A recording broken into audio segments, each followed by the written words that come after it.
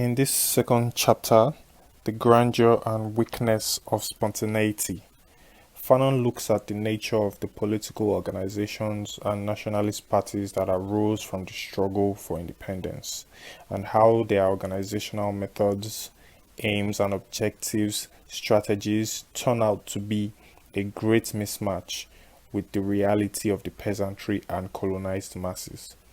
He states that the origins of the nationalist parties in the colonial countries is contemporary with the birth of an intellectual and business elite. These leaders of the nationalist parties do not study the colonial society. They often mistake themselves to be organizers of the proletariat in highly industrialized capitalist societies. These flawed parties in their outlook focus on the urban proletariat, the small tradesmen and civil servants, a tiny section of the population, barely more than 1%. This urban proletariat, in the scheme of things, is relatively privileged and have everything to lose if the order of the day is disturbed or overturned. It is important to note that this fraction of people are part of the reigning and running of the colonial machine. The taxi drivers, the miners, the interpreters, the nurses, and etc. These groups of people are the most loyal to the nationalist parties, and by their proximity to colonial power, they represent the bourgeois fraction of the colonized population. The way of thinking of these people, mainly in towns, reflects modernism, and most times they conflict with the national heritage.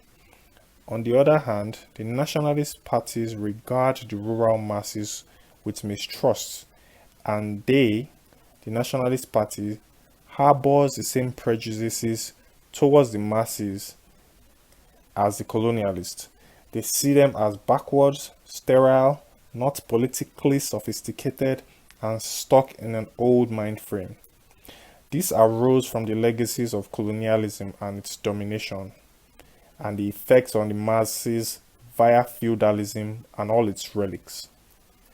The existence of feudal structures which envelopes the masses is an antagonism also with the young national bourgeoisie. The feudal agents form a barrier between the young westernized nationalists and the masses. There is always tension between the old feudal social relations and the bourgeois relations just arising on the national scene.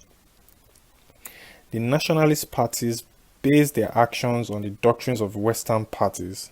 They do not study the concrete conditions and social dynamics on the ground, and this leads them not directing their propaganda at the rural masses.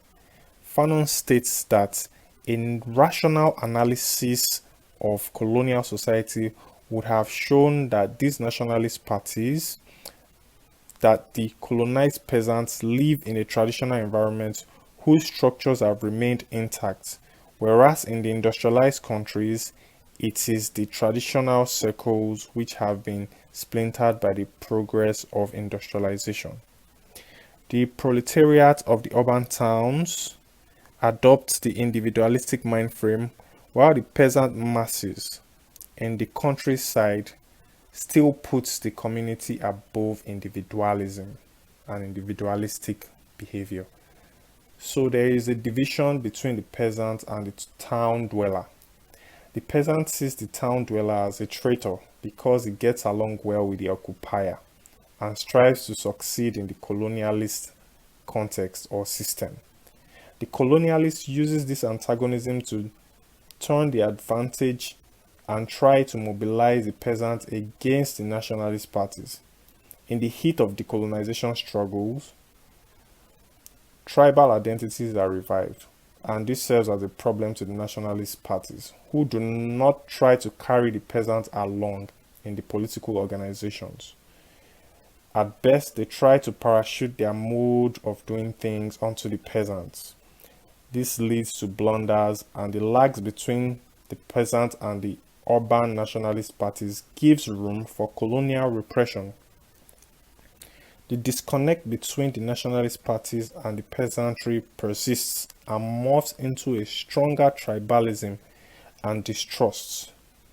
The peasants most times play a crucial role in national liberation and gives it an organic organization to carry it forward into the realm of organized armed struggle, a terrain that the nationalist parties are oftentimes shying away from. The distrust between the peasantry and the urban nationalist leaders stagnates the nation, in that the entirety of the nation isn't carried along in all their resistance plans and schemes. Only confined to the capital, the labor unions and strike actions do not resonate with the peasantry in the interior. The stratification of society that occurs after independence puts workers in the city at a better position through the unions' established links with the peasantry. But this time we see that they do not. The national bourgeoisie and the unions clash, while the peasantry also has been left out in the national building. In this national building scheme that the peasantry has been left out of, they discover that both the parties and the unions and the government treat them as a blind, inert force of intervention. However, in certain circumstances, the peasant masses makes crucial contributions to national liberation and direction of the course of the country. Fanon advises that those kinds of circumstances should be studied in details. The nationalist party's will to smash colonialism works hand in hand with the will to remain on good terms with the colonial authorities. But within the nationalist party, there are two lines of actions that emerge. First are intellectual elements that want to know precisely the ideological focus, strategy, and trajectory of independence. They want to know its substance and what it entails in details. The Nationalist Party leaders are uncomfortable with these questions and these intellectual elements, and they quickly isolate and remove those revolutionary elements. The second line of action involves the party rank and file, who are uncomfortable with the party's exacerbated legalism and who, within the limits of their assigned activities, work against the status quo. Those people are hounded by the system, and this ordeal strengthens them and prepares them to launch the armed struggle. The splintering of the official and unofficial party factions leads to the formation of an underground party, one parallel to the official party. This is made up of revolutionary intellectuals and the rank and file. The official party draws closer to colonialism and tries to change it from the inside, while the unofficial party members are driven from the towns by police repression. These elements retreat to the interior of the country and form a link with the rural masses, where they themselves see the country for themselves and what it really is. They hear the true voice of the country, and their eyes see the great and infinite misery of the people. They realize that precious time has been wasted on futile discussions about the colonial regime. They realize at last that change does not mean reform, that change does not mean improvement. To these radical elements, Fanon says that discussion with the peasants now become a ritual for them. They discover that the rural masses have never ceased to pose the problem of their liberation in terms of violence, of taking back land from the foreigners, in terms of national struggle and armed revolt. Everything is simple. These men discover a coherent people who survive in a kind of petrified state, but keep intact their moral values and their attachment to the nation. They discover a generous people prepared to make sacrifices, willing to give all they have, impatient with an indestructible pride. Understandably, the encounter between these militants, hounded by the police, and these restless instinctively rebellious masses can produce an explosive mixture of unexpected power. The men from the towns let themselves be guided by the people, and at the same time give them military and political training. The people sharpen their weapons. In fact, the training proved short-lived, for the masses, realizing the strength of their own muscles, forced the leaders to accelerate events. The armed struggle is triggered. This armed struggle and insurrection disorients the political parties, since their mode of operation is to find a common ground with the colonialists. But it is too late for them, because this revolutionary action spreads throughout the country and colonialism begins to have second thoughts. Even in the oppressor nations, attention is called to the gravity of the situation on ground. On the other hand, the villagers and peasants in the interior of the colonies support the armed insurrection, and Fanon says it is now the turn of the nationalist parties to be isolated. The leaders of the insurrection, having popular support in the countryside and interiors, now decide to take the war to the enemy's territories, that is, the cities. And it is amongst the masses that live in the shanty towns, ghettos, and the slums of the cities, the lumpen proletariat that the insurrection will find its urban spearhead. The lumpen proletariat, the lowest of the lows of society, this cohort of starving men, divorced from tribe and clan, constitutes one of the most spontaneously and radically revolutionary forces of a colonized people. Fanon cites examples in Kenya during the Mau Mau revolts and in Congo, where colonizing forces tried to control and intimidate the lumpen proletariat, to no avail. He further mentions that the lumpen proletariat is governed by its own logic and that neither the missionaries nor central authorities can check its growth or decree it away. Fanon states that the pimps, the hooligans, the unemployed, and the petty criminals, when approached, give the liberation struggle all they've got, devoting themselves to the cause like valiant workers. These vagrants, these second-class citizens, find their way back to the nation thanks to the decisive militant action.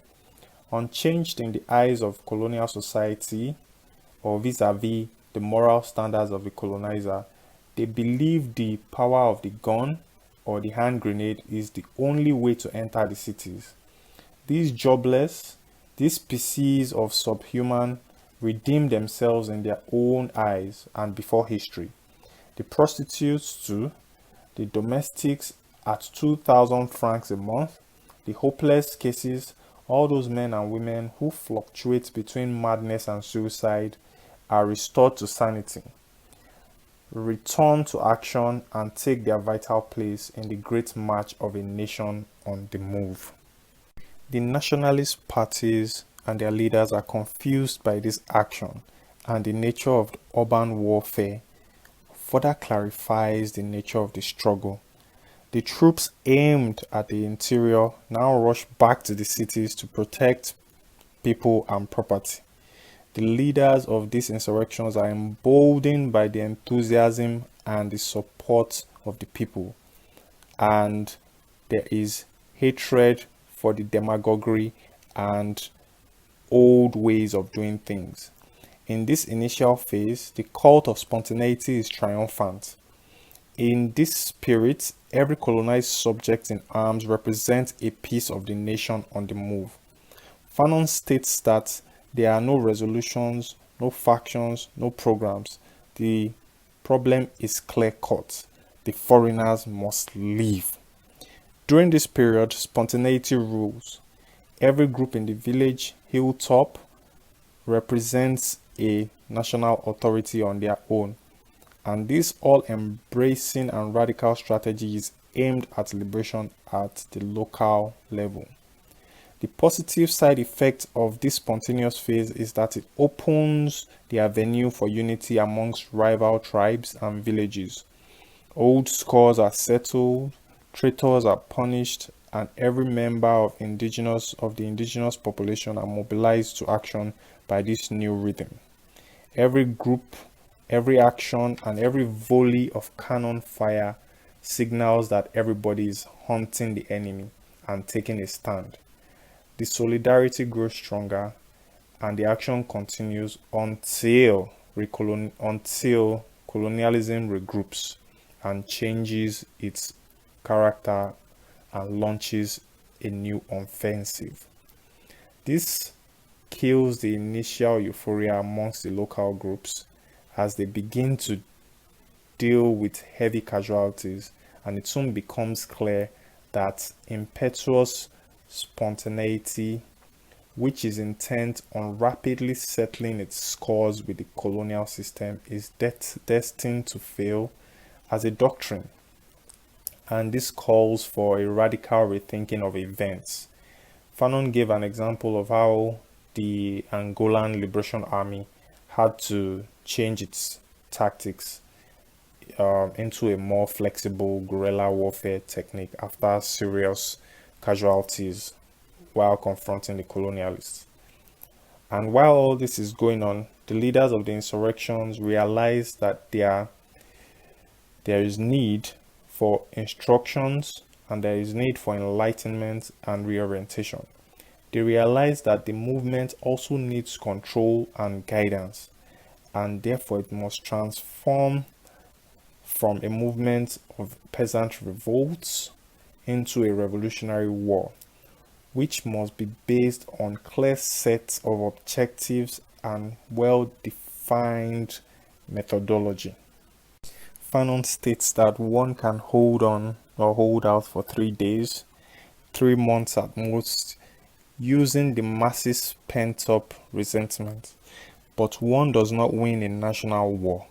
One does not rout the formidable machine of the enemy or transform the individual if one neglects to raise the consciousness of the men in combat. Neither the heroic fight to the finish nor the beauty of the battle cry is enough. Fanon highlights that with brutal repressions, the colonialist modifies its tactics to include psychological warfare, revival of tribal conflicts, and also partnering with the indigenous collaborators such as chiefs, guides, and witch doctors. A people still steeped in mysticism and reverence for descendants of illustrious families fall victim to these tactics. And this is looking at it strictly from the class angle. He states that colonialism finds ample material in the lumpen proletariat for its machinations. In fact, any national liberation movement should give this lumpen proletariat maximum attention. It will always respond to the call for revolt. But if the insurrection thinks it can afford to ignore it, then this famished underclass will pitch itself into the armed struggle and take part in the conflict, this time on the side of the oppressor. The oppressor who never misses an opportunity to let the blacks tear at each other's throats is only too willing to exploit these characteristic flaws of the lumpen proletariat, namely its lack of political consciousness and ignorance. If this readily available human reserve is not immediately organized by the insurrection, it will join the colonialist troops as mercenaries. Fanon gave examples of how this underclass, this lumpen proletariat, was used in Angola, Algeria, and Congo against the revolutionary movements that sprung up in those countries. The colonialists then, having analyzed this class properly, know that it is a class constantly threatened by the addictive cycle of psychological poverty, humiliation, and irresponsibility, and will not hesitate to use this mass of people to its advantage, even if it costs a fortune. It is at this point that Fanon highlights that political education of the masses become historical necessity because the consciousness of the masses remained rudimentary and that determination to defend one's skin, hatred, and resentment, and even the legitimate desire for revenge alone cannot neutralize or nurture the war, cannot neutralize the enemy nor nurture the war of liberation. Going back to the psychological warfare on the people, the colonialists and the police force are now instructed to modify their behaviors and become more human. The fake politeness and humanist attitude of the once dominating and brutal force gives the colonized the feeling that things are starting to change. This is so majorly because the system has dehumanized the people so much that they respond favorably to such petty measures and gestures from the colonialists. Fanon makes us understand that experts and sociologists are the guiding force behind these colonialist maneuvers. He says that these experts conduct numerous studies on the subjects of complexes, the complex of frustration, the complex of aggressiveness, and the complex of colonizability. The colonized subject is upgraded and attempts are made to disarm him psychologically and naturally with a few coins. These paltry measures and clever window dressing manage to achieve some success. The colonized subject is so starved of anything that humanizes him, even if it is a third rate, that this trivial handout in some cases manages to impress him. His consciousness is so vulnerable and so inscrutable that it is ignited by the slightest spark. The great undiscriminating thirst for enlightenment of the early days is threatened at every moment by a dose of mystification.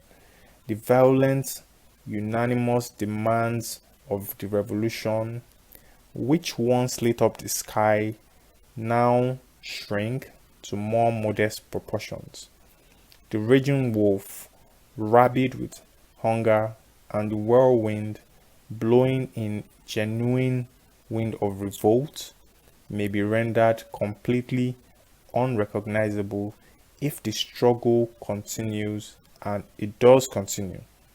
The colonized subject is at constant risk of being disarmed by any sort of concession. It is at this point that the leaders of the insurrection realize the need to explain and ensure that the colonized consciousness does not get bogged down. Clarification is essential and the people must realize where they are going and how to get there.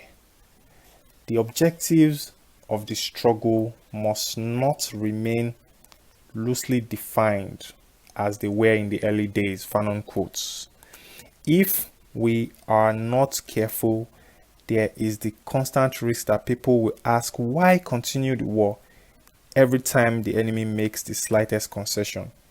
We have become so used to the occupier's contempt and his determination to maintain his stranglehold, whatever the cost, that any semblance of generosity or any sign of goodwill is greeted with surprise and jubilation.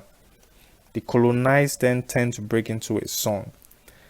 The militant must be supplied with further, more searching explanations so that the enemy's concession do not pull the wool over his eyes. These concessions, which are nothing but concessions, do not address the essence of the problem. And from the colonized perspective, it is clear that concessions do not truly address the problem until it strikes the heart of the colonial regime. To be more precise, Fanon says that the occupier can easily phase out the violent aspects of his presence. In fact, this dramatic phasing out not only spares the occupier much expense, but also further benefits of allowing him to concentrate his powers because there's a heavy price to pay. In fact, this price is a more coercive and hidden control of the country's future. and history is replete with examples where the colonized people have paid a heavy price, which ended in servitude that is not only more discreet but more complete. The people and every militant should be conscious of the historical law which stipulates that certain concessions are in fact chains and shackles. And if there is no attempt at clarifying this, the people will then see that they are making nameless compromises with the former colonizer. The colonized must then be made to see that colonialism never gives away anything for free. Whatever gains the colonized make through armed or political struggle, they are not the result of the colonizer's goodwill or goodness of heart, but to the fact that he can no longer postpone such concessions. Moreover, the colonized subject must be aware that it is not colonialism which makes concessions, but him. Fanon highlights the need for revolutionary organization and enlightenment of the masses and peasants, opening their eyes to certain issues such as the differences in interests of certain segments of the population, which at most times do not coincide with national interests. Example of how the town folks go about their day-to-day life as if they don't know what is going on the countryside, or they're not aware of revolutionary operations going on. The people come to understand that the earlier tactics of black and white, or black versus white, Arab versus infidel, isn't enough. They realize that some blacks can be whiter than the whites, and that the prospects of a national flag or independence does not change the exploitative structure or class structure that now wears a black or African face. This calls for the need to give up simplistic views of the oppressor and strengthening ideological grounding as the struggle unfolds, taking into account every of the enemy's maneuvers and the movement's victories and setbacks. Fanon closes by reminding us that violence alone perpetrated by the people, violence organized and guided by the leadership, provides the key for the masses to decipher social reality. Without this struggle, without this praxis, there is nothing but a carnival parade, a lot of hot air. All that is left is slight readaptation, a few reforms at the top, a flag, and down at the bottom, a shapeless, writhing mass, still mired in the dark ages.